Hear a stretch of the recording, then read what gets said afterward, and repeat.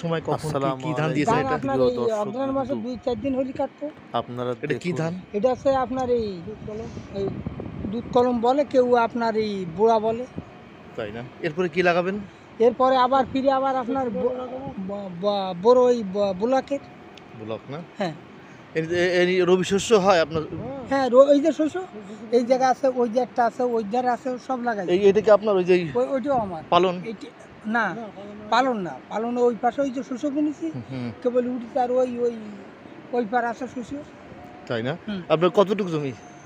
ওই শস্য লাগাচ্ছি আপনার ধরেন ১ বিঘে। কেমন শস্য হতে পারে?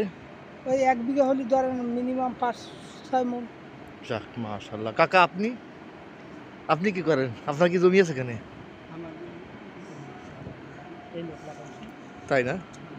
কাকা আপনি বলেন। মূলত কথাটা না বললে নয়। যাক সুন্দর হয়েছে। কৃষি আমাদের অর্থনীতির মেরুদণ্ড এবং কৃষক আমাদের জাতির বা দেশের মহানায়ক।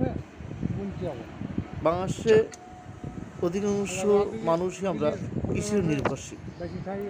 বাংলাদেশ একটা কৃষিপ্রধান দেশ। মাটি উর্বর, অনুকূল আবহাওয়া থাকলে এখানে ধান, পাট, আখ, গম, সবজি, ফল প্রচুর পরিমাণে জন্মে।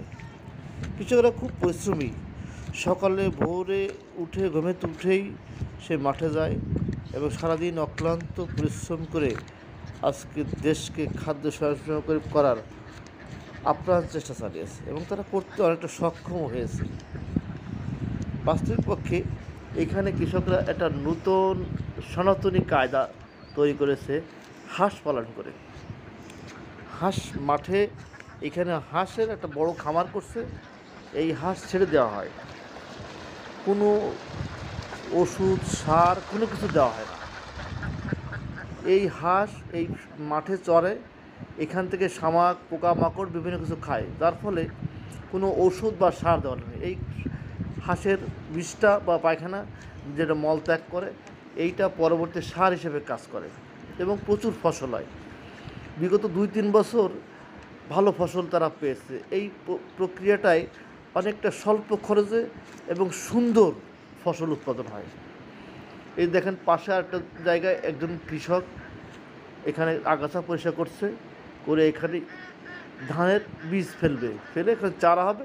পরবর্তীতে এখানকার পানি কমে গেলে আগাছা পরিষ্কার করেই ধান রোপণ করবে এবং এখানে ভালো ফসল হয় এবং এটা খুব লাভজনক এবং কোনো খরচ হয় না। যাই হোক, আমাদের কৃষককে আমরা ভালোবাসি। কৃষক আমার দেশের প্রাণ। সকলে ভালো